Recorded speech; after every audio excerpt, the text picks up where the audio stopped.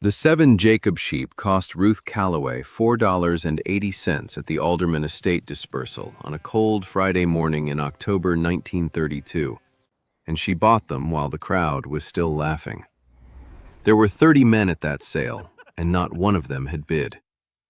Albert Alderman had farmed 240 acres outside of Fort Collins for 22 years, and when the fever took him in August, his widow put everything to auction: the draft horses, the hay equipment, the seed corn, 3 milk cows, and, in the southeast corner of the yard, a pen of 7 spotted sheep nobody in Larimer County had ever seen before.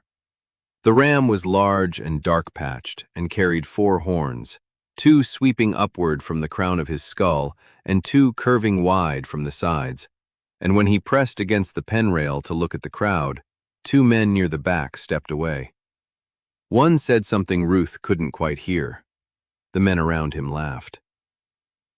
She had read about Jacob's sheep in a 1928 agricultural bulletin from the Colorado A&M Extension Office, found at the back of a shelf in the Fort Collins Library, while looking for something else entirely. 1 page. Enough. The breed was English in origin, piebald, white and dark patches on the same animal, in the same fleece. Naturally two-toned. No dye needed. White and black-brown patches growing side by side, producing raw fiber that a weaver could work into pattern without touching a chemical. Synthetic coal tar dyes had been scarce since 1930. 3 major processing plants in the Northeast had shuttered in the first year of the Depression and not reopened. The craft weaving buyers, the WPA program coordinators, the small batch textile workshops, had been scrambling for naturally pigmented fiber ever since. Commodity wool from a standard white fleece was selling for 9 cents a pound at the Fort Collins pool. Naturally pigmented specialty fiber was fetching 38 to 45 cents a pound from the right buyers. She had 80 cents in coin in her coat pocket when the auctioneer reached the sheep pen. She had driven 11 miles on a road that needed grading because this was the specific thing she had come to find. Not horses, not equipment, but 7 spotted sheep that an English immigrant farmer had brought over, and his neighbors had never understood. She put in the only bid, 80 cents a head. The auctioneer looked at her for a moment, then at the crowd. Nobody moved. Sold. She loaded them into the truck with the wooden side rails she had put on that morning, the ram watching her with an expression that suggested he was already forming opinions. She drove home 11 miles and thought about the letters she was going to write that evening, and how long it would take to hear back. The farm was 60 acres of good bottomland in Larimer County, Colorado, and it had been her father's before it was hers. William Calloway had run cattle on it for 16 years, and then the beef price dropped, and his heart gave out in the summer of 1931, leaving Ruth 60 acres, a truck, a set of cattle she sold for operating cash, and a bill of debt at the Larimer County Bank she was managing by inches. 3 men came to the door in the month after the funeral with the carefully gentle tone of people explaining something inevitable. A young woman alone could not run 60 acres. The Hendersons from the next county were looking for bottomland. She should find work in Fort Collins. Ruth thanked each of them and meant none of it. She put the Jacob sheep in the south pasture and built a better pen the next morning. The neighbors noticed within a week. Herb Connell, to the east, stopped at the south fence and looked at the spotted flock with the expression of a man examining a broken tool. He'd heard of spotted sheep but thought they were a disease. She told him they weren't. He rode on, shaking his head. The county said what she had known it would say. At the feed store, the grain co-op, the church social in November, where Martha Gill told her directly she had bought defective animals from a dead man's sale and ought to cut her losses. Ruth thanked her and ate her pie and thought about the letters she had already sent. Before we find out what Ruth does with 7 spotted, 4-horned sheep that the whole county called defective, tell us in the comments where you're watching from. This channel reaches people from all across the country, and we love knowing where our stories land. If you haven't subscribed yet, hit that button now. We have new stories every week. Ruth The ram, whom she still had not named, turned out to be exactly what the A&M bulletin had said he would be. He covered all 6 ewes within the first 3 weeks of October. Jacob's sheep gestation ran 147 days, which put her first lambing in late February or early March. She noted it in the flock ledger and did not think about it again except when it was useful. Winter came early and hard to Larimer County that year. She rationed the hay she had put up in October, supplementing with what the sheep could forage on days when the snow was thin enough to scratch through. Jacob's sheep were hardy browsers, the bulletin had said, less dependent on grain than merino or rambouillet. This turned out to be accurate. They held condition through winter better than she had expected, and asked less of her feed budget than the cattle she had sold would have. She wrote 2 letters in November. The first went to the WPA Federal Art Project office in Denver. She had read that the program was supplying demonstration looms across the state and looking for regional fiber suppliers. She described the Jacob fleece: 2-toned, no dye required, clip weight 3 to 6 pounds per animal, first clip available in April. The second went to a weaving atelier in Santa Fe whose advertisement she had found in a craft trade publication at the library. Navajo-influenced hand-woven textiles, advertising for naturally colored fiber sources for 18 months. She sent both on a Thursday and did not think about them again, because thinking would not change what came back. The first lambing began on the 23rd of February. She had been checking the ewes twice daily since mid-month. The first ewe to go was a dark-patched animal she had privately begun thinking of as the reliable one. The first lamb arrived at 5 in the morning, spotted, delivered clean. 20 minutes later, the second arrived. Ruth sat in the lambing stall in the February dark with her coat over her nightgown and watched both lambs find their feet and nurse, and did the arithmetic in her head. 6 ewes. If most of them lambed twins, she would have 18 or 19 before April shearing. 18 animals at 4 pounds average was 72 pounds of Jacob fleece. At 40 cents a pound, if the letters came back the way she hoped, that was $28.80 from the first clip alone. The operating debt stood at $112. She was not there yet, but she could see where there was from here. All 6 ewes lambed twins. She lost 1 lamb in the first week to a cold snap and a slow bonding ewe, standard attrition. The flock stood at 16 animals in March, growing on the spring grass that came in early on the bottomland. In April, she sheared them. She had never sheared before. She borrowed blades from Herb Connell, who lent them without comment and perhaps with the slight softening of a man revising an early opinion. She made mistakes in the first 3 animals and corrected them in the next 13. By the end of the second day, she had 16 fleeces in burlap sacks, each bagged separately by animal to keep the white and dark patches identifiable for buyers who might specify ratio. Total clip weight, 61 pounds. She was sorting fleeces on the kitchen table when the first letter came back. It was from a Mrs. Dorothea Crane, Craft and Textile Coordinator, WPA Federal Art Project, Denver. The program had been looking for a Colorado source of naturally pigmented fleece for 8 months. They could take 30 pounds at 42 cents a pound, standing order for the following year pending quality inspection. Ruth read it twice, folded it, and put it in the tin box on the kitchen shelf with the bank debt statement and her father's deed. She sat at the table with her hands in the fleece and thought about what 42 cents a pound meant for the remaining 31 pounds she still had to place. She wrote to Santa Fe that evening confirming 25 pounds at 38 cents, delivery via Railway Express, standing supply available for the following year. She loaded the first 30-pound WPA consignment into burlap sacks and drove toward Fort Collins on a Thursday morning. The wheel pin sheared 4 miles from the farm on the county road. She felt it go, a small lurch, then the pull of the front right wheel going wrong and brought the truck to a stop on the shoulder. The pin was gone. The wheel was still on but would not stay on. She had no spare, was 4 miles from home and 11 from Fort Collins, and the burlap sacks were due on a Railway Express freight that afternoon. She was looking at the axle when a truck came up the road from the west and slowed. She did not look up immediately, Looking up would not make the pin reappear. When she did, the truck had stopped, and the man getting out of it was tall and black-haired, and walked to her front wheel and crouched at it the same way she had, examining it with the same quiet attention. He had a spare pin in his toolbox.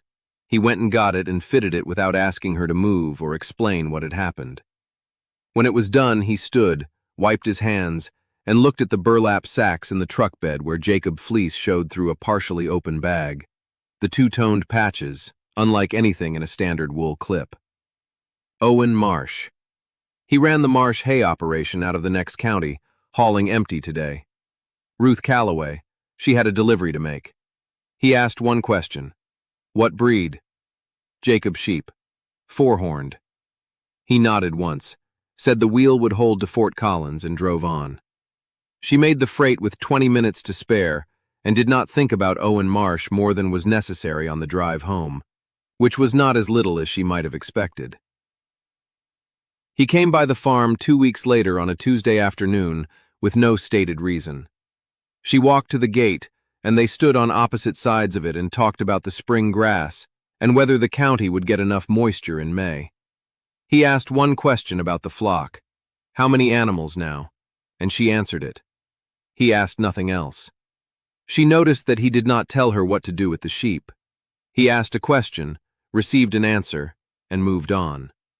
This was rarer than it should have been. He came back the following Tuesday. She had coffee made and brought 2 cups to the gate without deciding to. He took the cup with the quiet gratitude of a person receiving something they hadn't planned on. They talked about the hay market and the water table. He handed the cup back and left. The letter from the Santa Fe atelier arrived in the 3rd week of May. 20 pounds at 38 cents per pound, standing order for subsequent years, with preference for a higher ratio of dark-patched fleece, which she noted in her ledger as a breeding consideration. She had placed 50 pounds of 61. The remaining 11 went to a craft supply buyer in Boulder, who had heard about her from the WPA coordinator. 40 cents a pound. Total first clip revenue, $25.82 net of freight. She walked into the Larimer County Bank in June and made the largest single payment against the operating debt since her father died. The bank officer, Gerald Spence, wrote the amount in the ledger with a steadiness that told her he had not been entirely certain she would find a way. She thanked him and drove home. We're halfway through this story, and we want to know, have you ever worked with naturally colored or heritage fiber, wool, linen, cotton, anything you grew or raised yourself? Tell us in the comments. We read every one. And if you haven't subscribed yet, this is your reminder. New stories every week. Owen Marsh appeared on a Saturday in July, which was different from Tuesday and which she noticed. He had lumber in the truck bed, good pine boards, planed smooth, not salvage.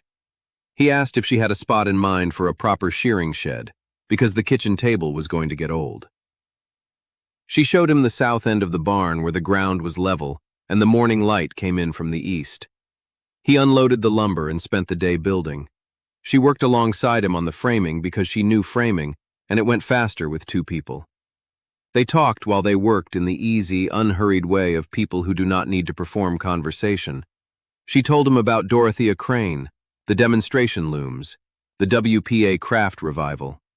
He asked one question, and she answered it, and they went back to working. He came back the following Saturday, and the Saturday after that. By the end of July, the shearing shed stood finished. Proper dimensions, good roof, a wide table at the right height for skirting, 2 east-facing windows for morning light. He had added a shelf along the back wall without mentioning it.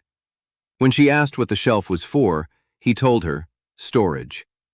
She thought about what kind of person adds a shelf without being asked. She had been thinking about that kind of person with increasing frequency and had been deciding with equal frequency not to think about it further.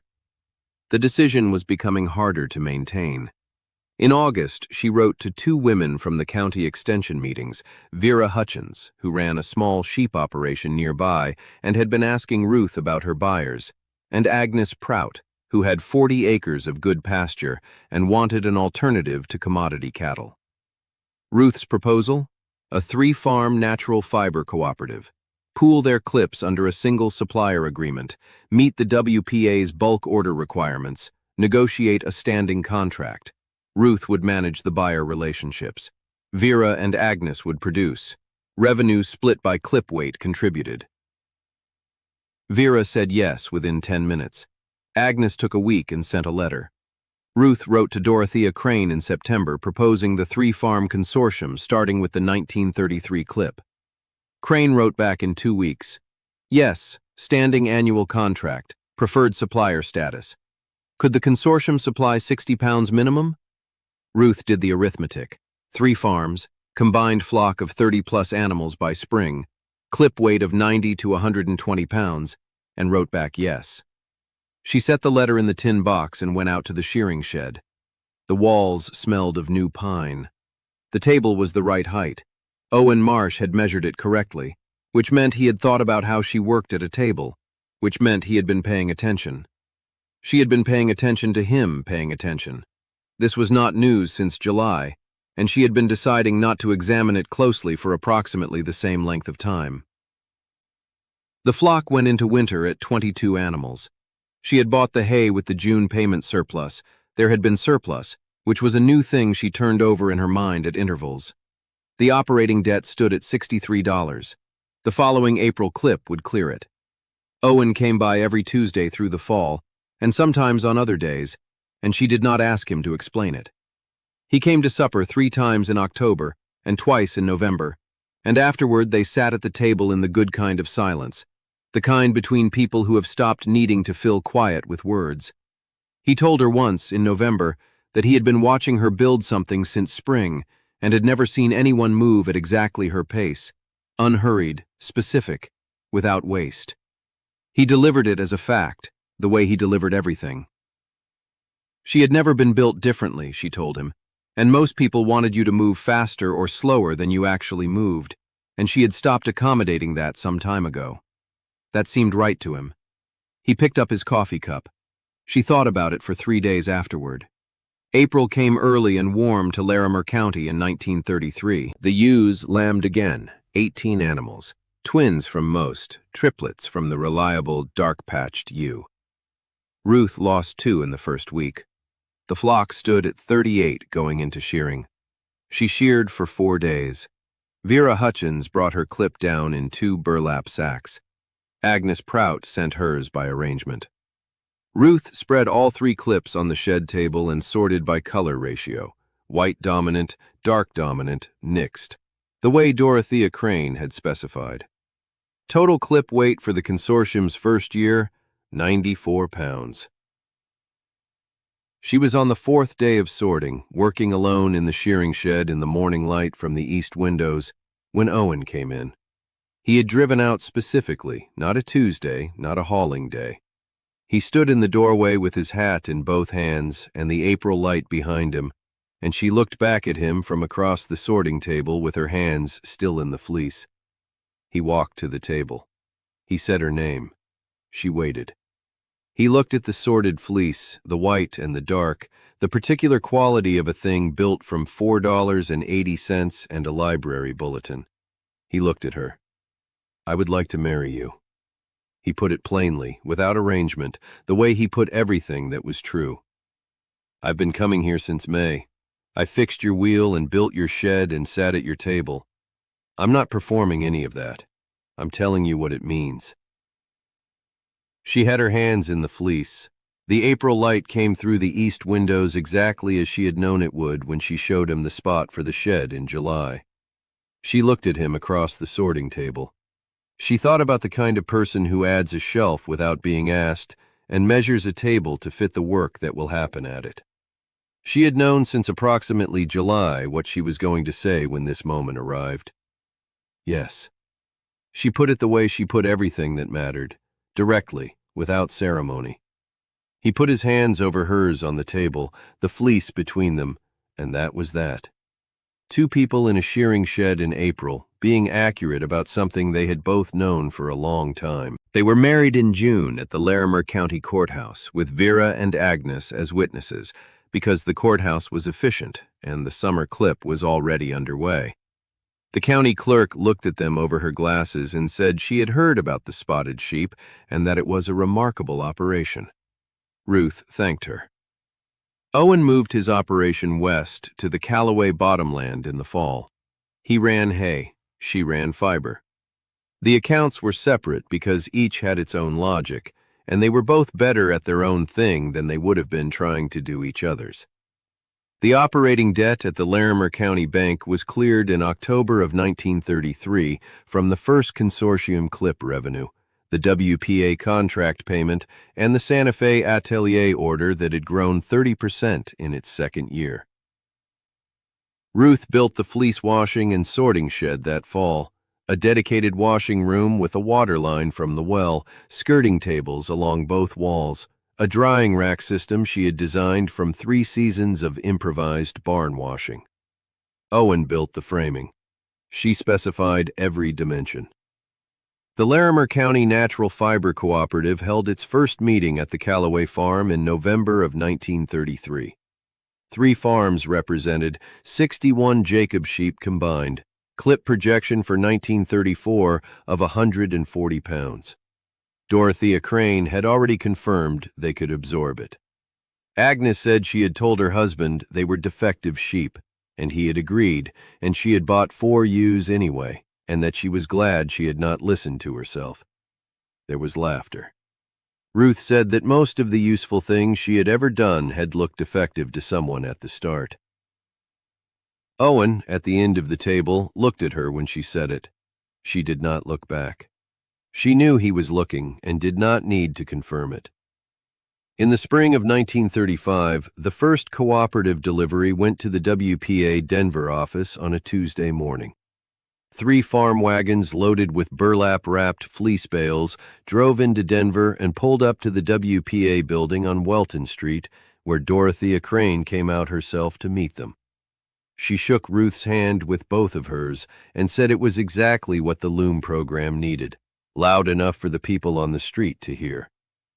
Owen loaded and unloaded without ceremony, not performing, just present.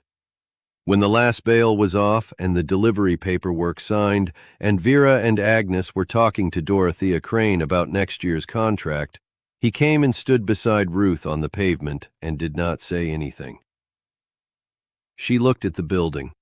She thought about the library in Fort Collins and a page from a 1928 agricultural bulletin that had been waiting for her to need it. She thought about the ram pressing against the pen rail with his 4 horns and his complete indifference to what anyone in Larimer County thought he was worth, and how much had followed from knowing the one right thing at the right time. Owen put his hand on her arm, brief and specific, the way he touched her, without excess, without performance. She put her hand over his for a moment. Then they went back to the wagons, because there was still the drive home, and the flock needed checking, and the 1935 clip was already setting itself up in the fleece of 38 Jacob ewes in the south pasture, and there was always more work to do. By 1936, 2 other Larimer County farms were asking about Jacob sheep sourcing. She gave them Dorothea Crane's name and a breeder in Wyoming, and did not charge for it. She had not needed the county to tell her she was right. Some things are worth exactly what you can see they are worth if you read the right page at the right time and do not wait for someone else to read it first. She had known that since the October morning she put in the only bid at an estate sale while the crowd laughed, and driven home with 7 spotted sheep and everything that followed. If you've made it to the end of this story, thank you. Leave a comment below. Have you ever acted on something you knew was right before anyone else could see it? A purchase, a decision, a direction you took that nobody around you understood yet. Tell us. Your stories are what makes this community what it is. Subscribe if you haven't already. We'll have a new story for you next week.